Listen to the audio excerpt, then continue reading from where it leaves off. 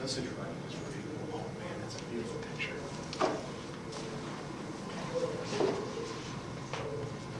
Oh.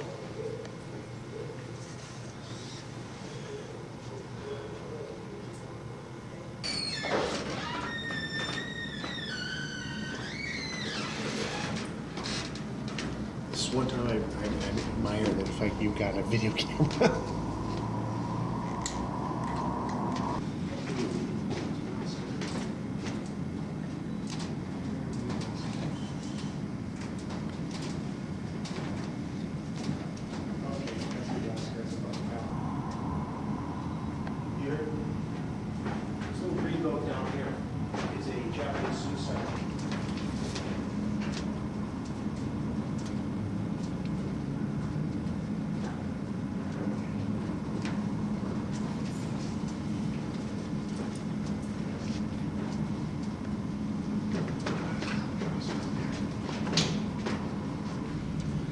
There's an albatross right behind it, the German iron cross. Oh man. Somebody will ask him.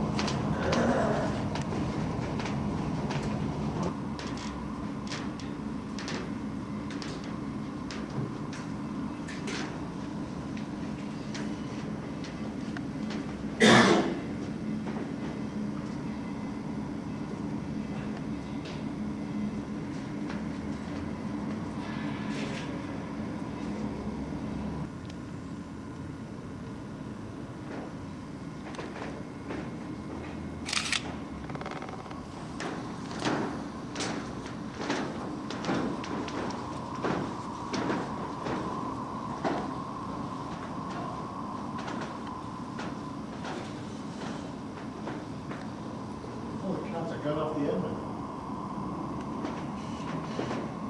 See it? You should recognize that shit. Wasn't she at Scandal?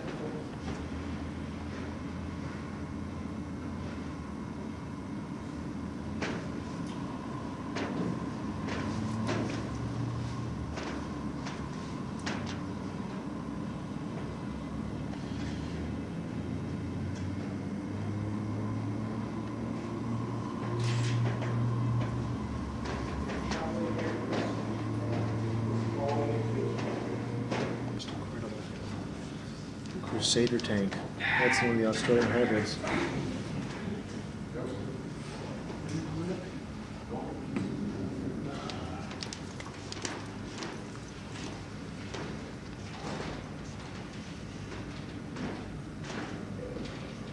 See some Sakai's aircraft, that's something else. What's that? Possibly just some that's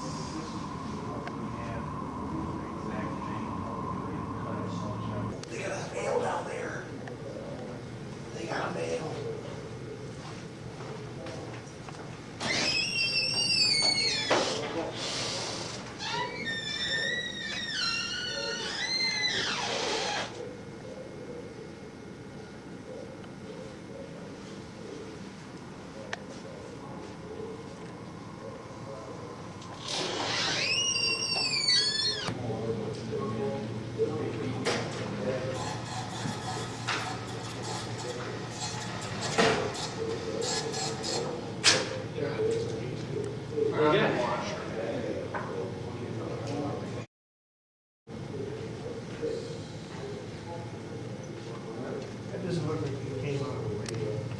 No, that's not the same one. There's G for George. Big Lancaster model right there in the middle. Yeah. Beautiful. We walked in through there. Well, so now look at her. One in the airspace. I used to do your gift museum in Arizona for 6 years. So this is the CQ.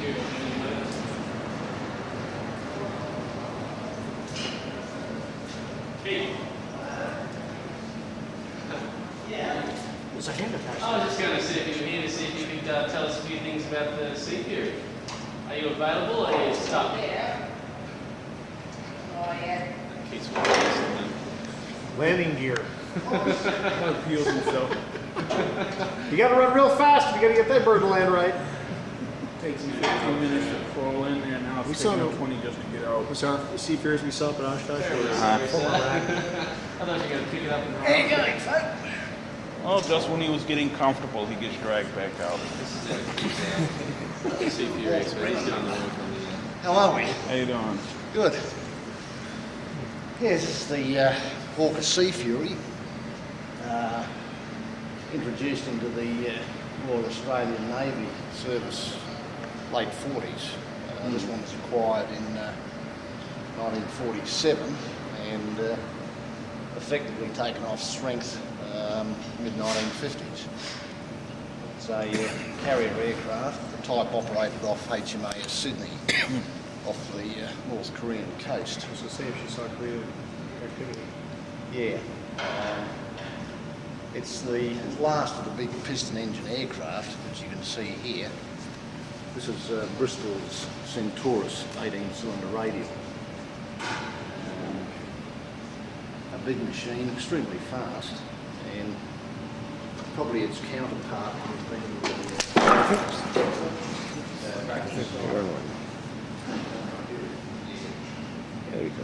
it's a supercharged engine. Oh, that's the air intake for these superchargers. Because of the compression of the engine, it required what they call a Kaufman cartridge starter. It's just like detonating a shotgun to spin the starting mechanism.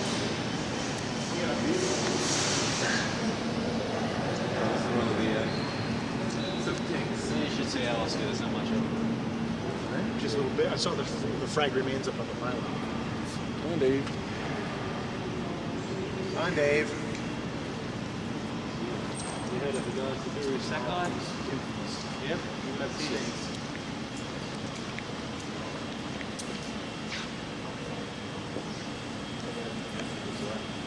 That is a 0.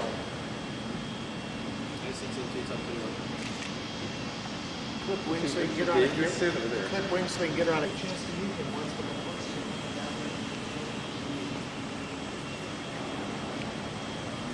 I know what area it's just a big nice and he said this one was head and shoulders above the rest of them. But he had to ditch this for repairs in New Guinea when he went on to Guadalcanal. Is that before or after the Commander of the Avenger? So when he lost his eye. He had his eye. Made him the instructor and then had to put him back in again. So what happened with that anyway? The Avenger just got better on it. They thought it was a Wildcat. Right behind it. Because the red guy had the Avengers on better. Put a few rounds in it. Hit it in the cockpit. And he got hit with a fragment right in the eye. Took out the jump skull too. He just flew home bleeding. He was passing out on his commercial the ocean twice. But he survived. Obviously. So then it was. So this was 7-7, done up yeah. and put back here in '88. There's 20. another one in Darwin. That's the 20. Yeah, there's another one in 7-7. Darwin, but it's not in very good condition. What's that, the two cannons? There's only one final 0 left in the world. That's the thing. And the thing about these, Chris, you sit in the cockpit. I can see why our 50 gallons tube piece they metal from the inside. It's really cheap. They're flying aluminum cans. Yeah, that's pretty much what they are. In fact, I got news for you. That Zeke they got at Chino has been repaired with aluminum cans. Oh, yeah, you guys got it right all right. Brown on the inside of the prop. Sort of king. Pull it out. War Memorial, the chemistry department of Australian National University and an electricity company in France, for electricity in France, made a giant pool of 55,000 litres with 800 kilograms of caustic soda and sulfuric acid. And they just stick it in there and send electric pulses in it. So you can shoot all the melons at one time. That's a good idea. Yeah, so weeks at a time they were sitting in there, but it's not going to throw it any further now. Well, the sad thing is the Dutch did another back in the 40s and 50s. T-35M, that's all service against the Germans and the Japanese. That one went to Manchuria? Yep. And it's got T-55 road wheels on from refurbishment. I was going to say, those road wheels, right? T-55 road wheels. We got it from the Russians. She was set for parading, see by the white lines. Got it from the Russians not too long ago. Full rounds and everything, fully operational. The army took it out and fired the shots off and things like that, and then once they were finished with it, they gave it back to us. They had to play with it. Mm-hmm. So they had to play with it. Have you seen inside one of them before? Never. It's quite small. It's a little box. Yeah. So you've seen the footage of the crews getting in, and the driver jumps up and grabs the gun and then slides into the hatch. Slides into that hatch backwards. Yep. And climbs in that way. There's a lot of female tank crews as well. And there's a few Russian female tank aces and fighter aces. That's 500 diesel horsepower, the sloping arm, which is of course what the Germans didn't really like. No, that's why they developed the Panther. Certainly is. The Panther was slower, but the Panther had better slugfest. They knock out a T-34 at 3 kilometers. I have a cousin who was during the Golan War, 73, took an Su-152s. Yeah. And I said, how do you do that? She says, with an Uzi. I said, how in the hell do you take out a tank with an Uzi? Simple. You stand up in front of it. Why? They don't have any hull machine gun, they have no top machine gun. They button up. It's like an elf. And she says, when we hear a clinking sound from inside the tank, aim and fire right down the barrel, down towards the barrel, and the back of the tank blows up. She killed 3 that winter. She said one guy in the unit wasn't fast enough because apparently the crew got smart and had the gun reloaded. And expended a round on one guy, and all he found was his foot. The Russian tanks had wider tracks, whereas the German tanks didn't. So when it came to the mud and the snow, Russian tanks are on the move with their diesel engines. The German tanks just wouldn't. So this one sells service in Manchuria. Yep. If I did a number on the Jap tankettes in the heartbeat. Certainly would have. It might help if I open up the shutter.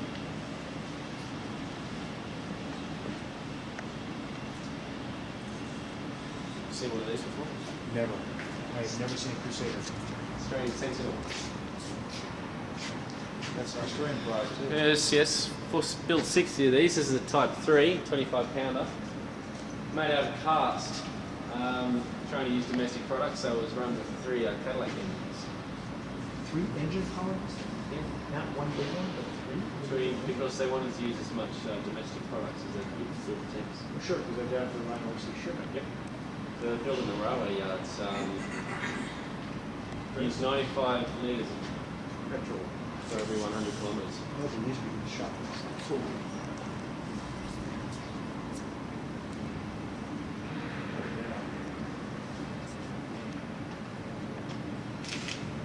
Take it the male here, so that was a female. Female. Take it she was a bring back from dinner. A lot of the stuff we have here is just to give for the British. There was a Type 4 made that had a 17-pounder tank down on it, and according to the notes, which made it at that time one of the most powerful tanks in the world.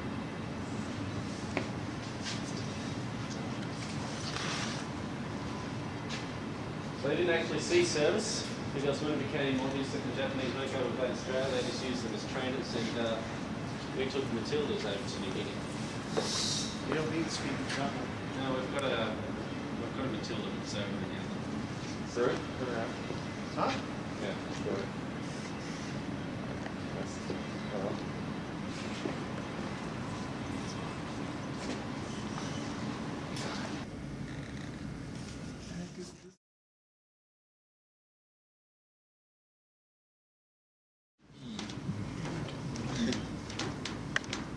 Are these the tracks? I take it this pallet was it the attachments for the track for the mud? Looks like it. Great. Oh man. So this first came into service. Check out the inside. You can see it. The big engine. 8 crew. Vision slots filled in. Because they found the Germans could put rounds right through the damn thing. Sometimes 12, 2 guys to drive it, 4 to turn it. You've seen the footage of one of these being on parade in front of the king, and it goes up and comes back down again, and only one guy climbs out of it, salutes to the king, gets back inside because the rest of them were knocked out because he's got no suspension. I didn't hear that one.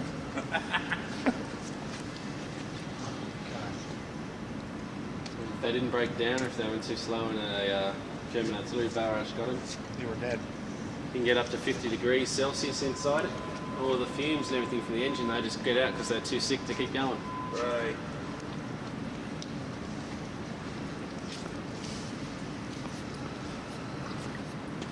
Was this one on the steering wheel? One of the guys in the workshop was saying Oh, that'd be wonderful to see this thing. Now, if this thing didn't run, yeah, having to worry about damaging it. yeah, that's the only drawback. So you all know what this is? Yeah, it's a B-17. Yeah, it's a miniature version of the B-17. This is with our 77 split. This was a trainer used in Mildura. We took these. We had 500, 300 of them came out from the States. We built 200. I was just saying, I thought only 200 made Australia. 200 made Australia. Yeah. And we took these over to Korea. Couldn't use them against the MiG-15s for obvious reasons. Support. Yeah, so we just used them for ground support, and then we thought we'd replace them with Meteors, which is where we have one over there, but they didn't do a much better job against the MiG-15 either.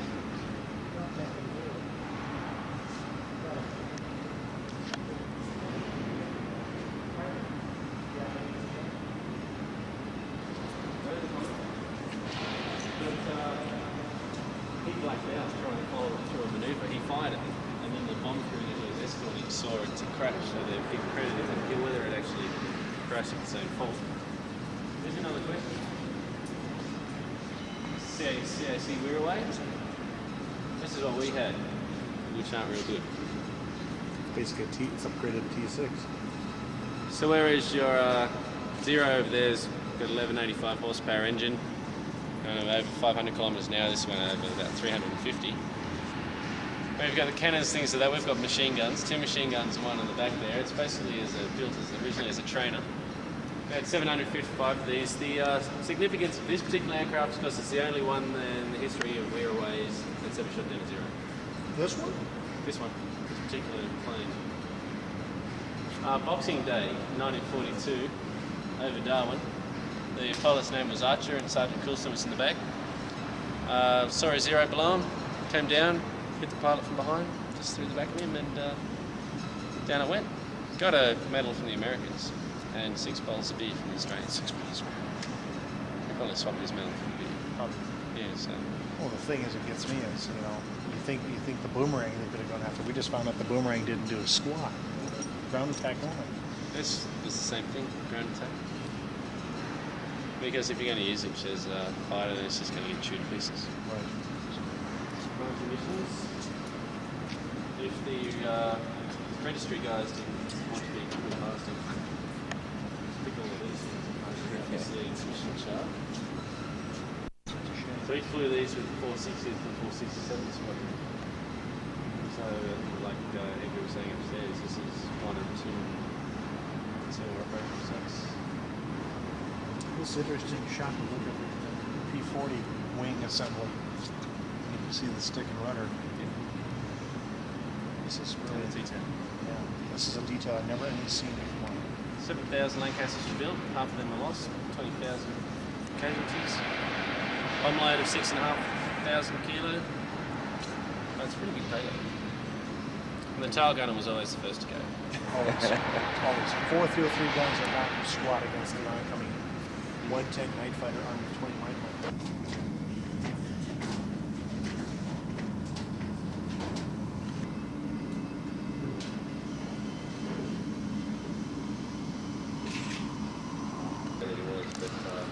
Chances are people later knew him already.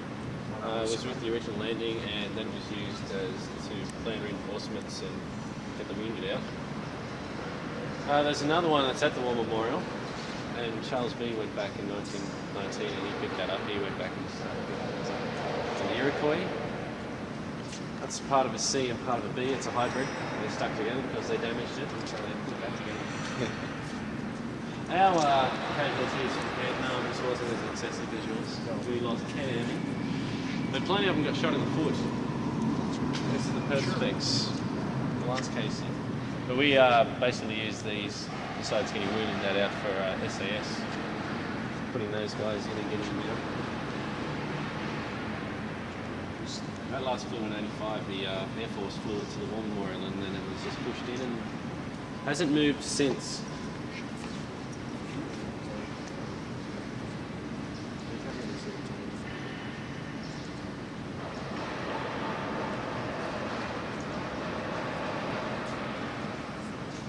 Take it, this is going to undergo even further extensive restoration, this particular plane right here? Kitty Hawk or the E-40? It's, as far as I know, it's staying like that. Okay. Just got to put it back together and extend it out to the air hall in the War Memorial is going to be called Air Power in the Pacific. So the Mosquito and the Zero and the Wirraway and the Mustang and the Kitty Hawk and things they're all going to go in there. And the Sea Fury is going to go in there. The rest of it they're going to build what they're going to call Anzac Hall at the back where the car park is at the moment. So it's going to open Anzac Day 2001, so that's where the Midget Submarine and the Lancaster and the V2 and everything's going to go, so everything else. Constructed at 10,000. I think it's an A4 prototype. They had to make 60,000 changes before they got it up and going. It was the German scientist, what was his name? Became the... Werner von Braun. He was imprisoned by Heinrich Himmler for a week for complaining about the fact they're using forced labour to build it. So when they took it underground in their factories, things like that, and he said, I don't think so. And he said, right, well, we can jail for you. And Make him rethink his thoughts. because he's so valuable to them, he's expendable, they couldn't get rid of him. Yeah. A lot of their 262 scientists, because they didn't want to go ahead with that initially, sent them over to the Eastern Front. And so when they said, oh, hang on a minute, we might need these jets, they had to go and find the scientists on the front and bring them That back again, the weren't ones that killed. weren't shot, things like that. So 10,000 built, we've got the original trailer. It's given to us by the British in 1946 so we could take it out to Woomera. It's that little space suit. Not even that anymore. Takeoff speed of about 5,500 kilometres. Had a ceiling of about 94k, range of 300. Would hit anywhere in its target of 20 to 25 kilometre radius. Hit the ground doing about 2,800. The original explosives they had in it, they had to take out and put something a little less volatile, a little less dangerous in it, because as it was coming back down, the heat would make it explode prematurely in the air. And a lot of people say that they did more damage just because of the metal and that hitting the ground at that speed and the actual explosives. When I was reading a report, they said the V1 caused more damage because Yeah. spread exposure. This didn't auger itself into the ground and make a blast go up. Plus the But you didn't hear these coming in. V1 was a lot more, the V2 was a lot more expensive to make. Right. And Well, the V2 they- you didn't hear it come in because it's just this big boom. You didn't hear no bug. Then you hear the whistle of it coming in. No, you don't even hear that.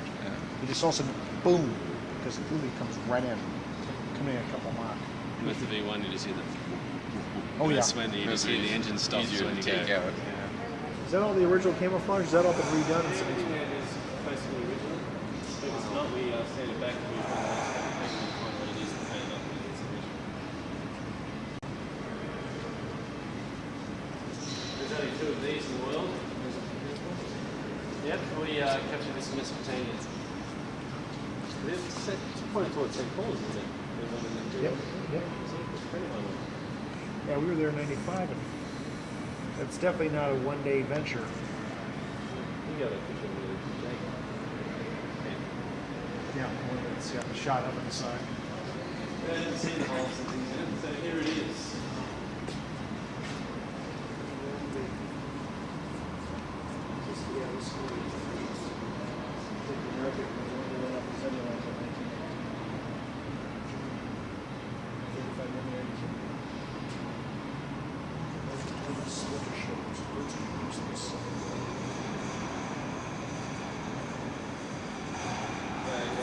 See this tank used for the first war and it has suspension.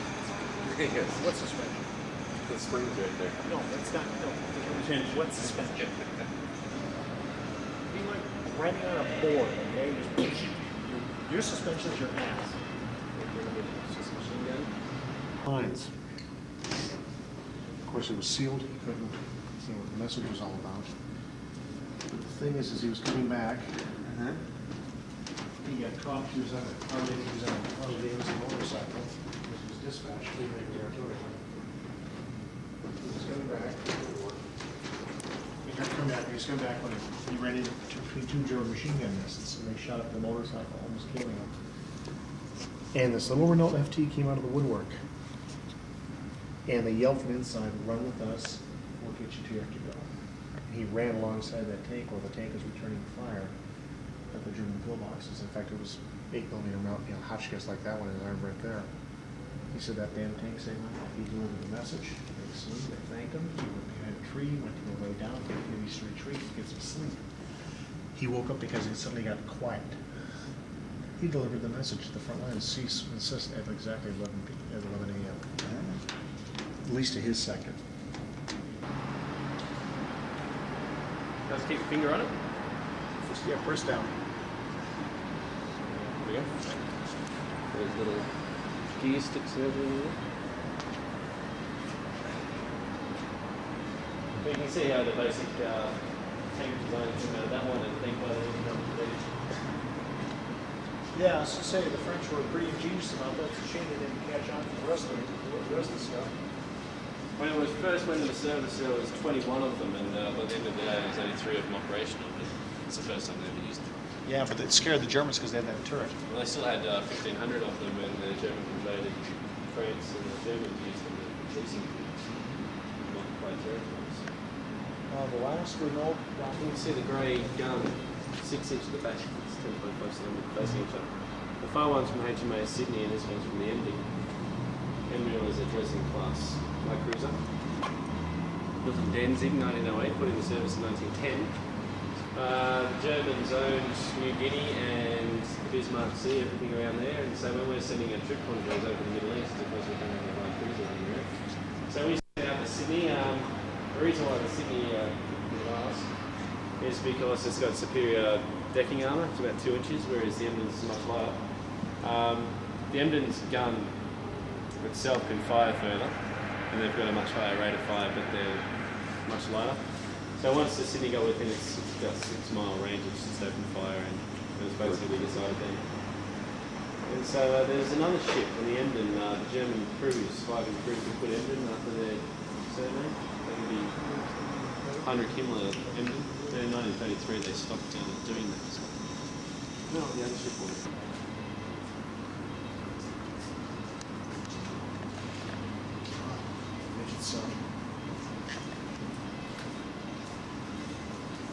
Little party beastie.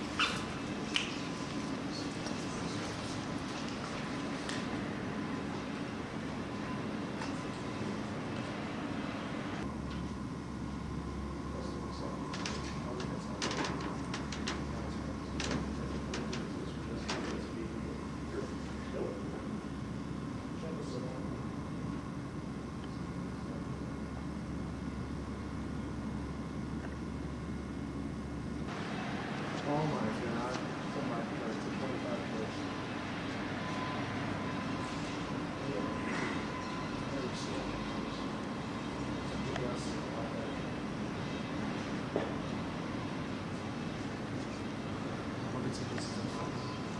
They're run by batteries that were non-rechargeable, so the idea behind these was to get into your mission, come back to your mothership, scuttle it, then get away. So they didn't get away.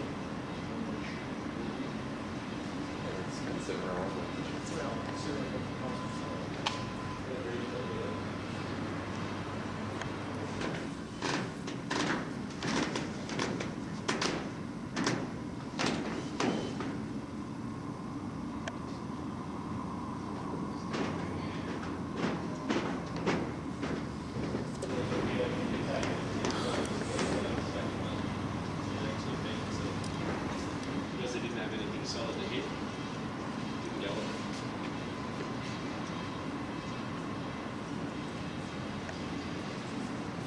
So what happened on May 31st, 1942 is the 3 I-class submarines dropped off their children 7 nautical miles out of Sydney Head, so they had to negotiate through 37 nautical miles to get to their target, which was USS Chicago, which was berthed in Sydney Harbour. The first one at about 8 o'clock, which is this half, got itself stuck in a boom net, and a man in a rowboat saw it. So he reported it, and they came, and before they could hit it with depth charge, it scuttled itself, so that's why you can see the implosion was blowing the metal out.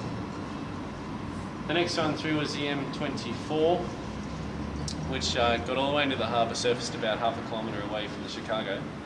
They fired on it, and there's a saucepan in the war memorial that's got a giant hole in it where a bit of shrapnel, because Chicago opened up its 5-inch guns and started hitting things on the shore and stuff as well. There's a fort that's in the middle of the harbour, Fort Denison, and the Chicago mistook that for a submarine and fired on that too. So it submerged. An American corvette and 2 other Australian ships tried to look for it, but the corvette had defective sonar, so they couldn't find it. Came up again, fired its 2 torpedoes. This one was the first one it fired. As I said before, it went up onto missed the Chicago, went up to the banks of Garden Island, which is the naval yard, and because it hit this mud, it didn't actually go off. So the second one it fired missed the Chicago, went underneath a Dutch submarine, and hit the sea wall, which sunk the HMAS Cuttable, which was being used as a cable ship. So it had 10 men killed, pretty much. So then it submerged again, disappeared, no one knows where it is. The other one got itself lost in Taylor's Bay, which is off the harbour, which is nowhere near the Chicago. Spotted that at about 5 o'clock the next morning, and by 7:21 big oil patches are coming up to the charges, which you can see up here. You probably saw from upstairs. There's some dents and things in it from the depth charges, and there's a hole. Net cutter on the end of the torpedo, maybe? Never seen a net cutter on the torpedo before. Yeah, that's the Japanese one. Quite a warhead on it as well.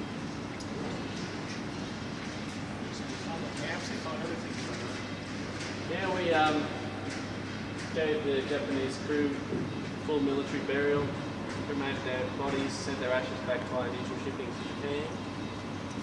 In a vain gesture that they might treat our prisoners of war a little bit better, but they didn't.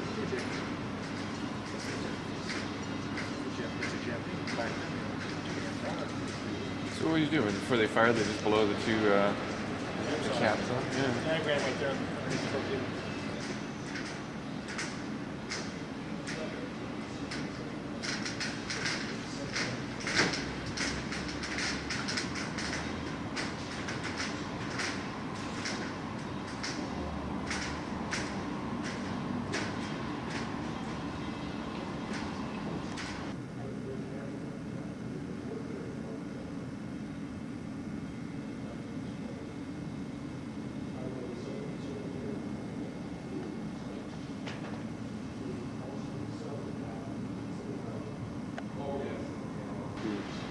There's talk they're trying to get a B-36 up in here. Well, he's built some 2-seaters, hasn't he? Yeah, the trainer, yeah, the Russians have them. Now what we got here? This is the first aircraft we've got in May 1913, 450 pounds, it costs us from the British. It's a Depedussin, 35 horsepower. It's a trainer, but of course there's only one seat, so someone just tells you what to do and you've got to get in it and try and do it. Didn't really get off the ground much, it was more of a skip, sort of a... Yeah. So you can see with the steering wheel there, and then you can push that forward and back. And it never had any covering or anything on it. It's basically, besides the wings, this is how we So have it was a naked fuselage from the beginning? Yeah.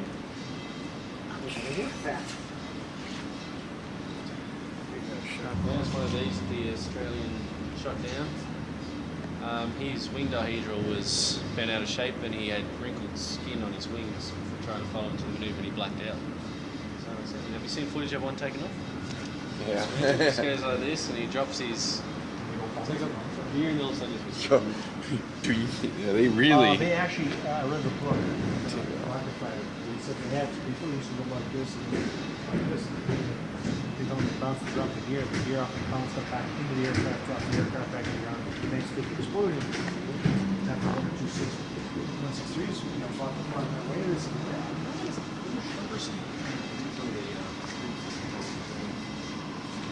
The pilots had to have an anti-flagellal diet because the cabin wasn't pressurised.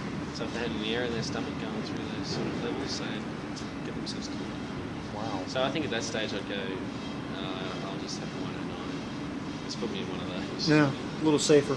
Yeah. No, 1 in 3 of these either exploded because of its T-stop or C-stop fuels. We hit the ground doing about 200 kilometres an hour, was coming back in the land and straight over the river.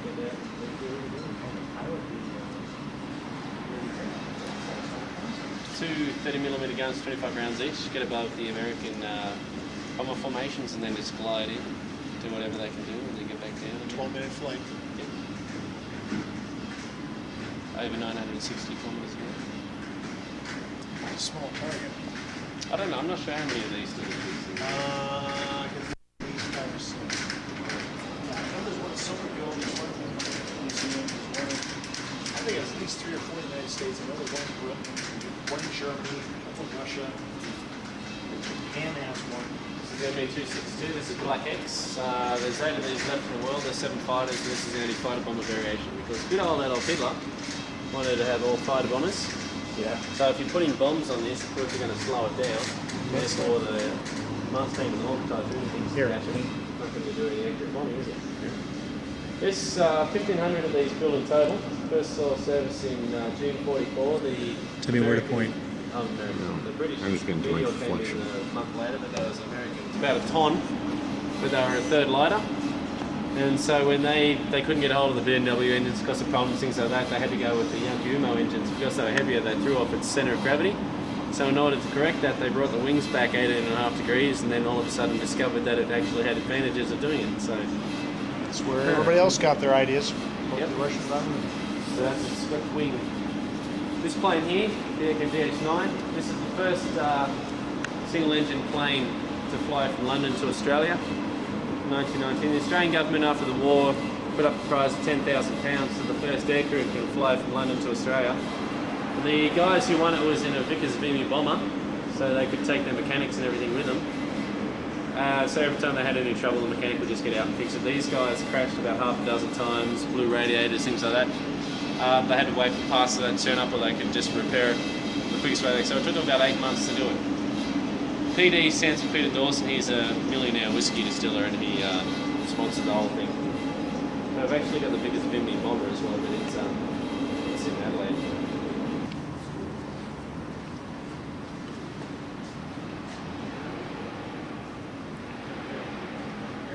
It's a Whittle engine. It's got to be.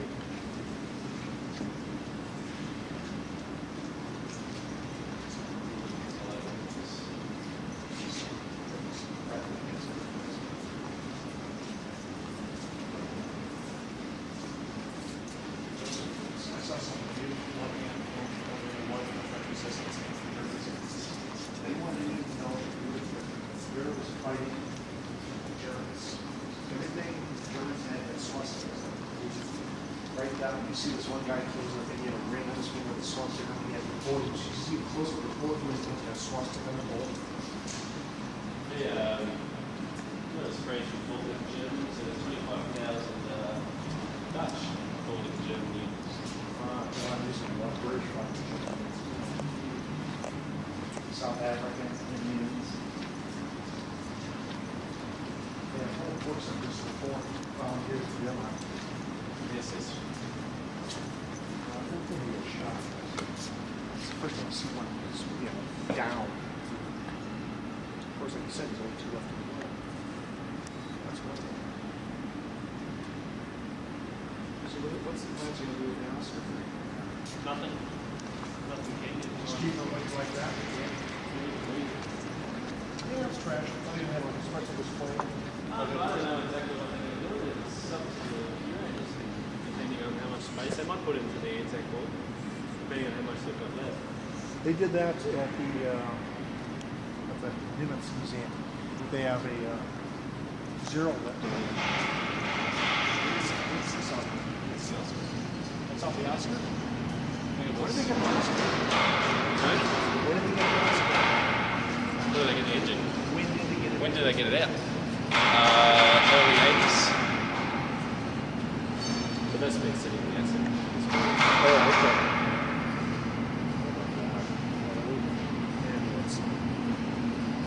Dave, do you see this?